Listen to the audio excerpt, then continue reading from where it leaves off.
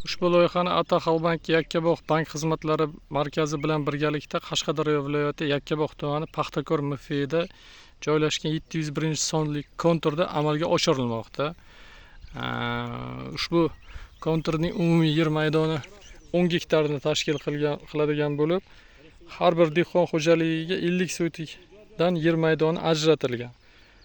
Hozirgi kunda 20 ta dehqon xo'jaligiga yer maydonlariga kartoshka urug'lari ekilgan bo'lib, ushbu kartoshka urug'lari yaxshi parvarish qilinmoqda. Har bir loyihani samaradorligini oshirish uchun lider tadbirkor sifatida Shoyin va Ozoda 1970 ishlab chiqarish korporatsiyasi biriktirilgan bo'lib, har bir gektardan kelajakda 25 tonnadan hosil olish rejalashtirilgan.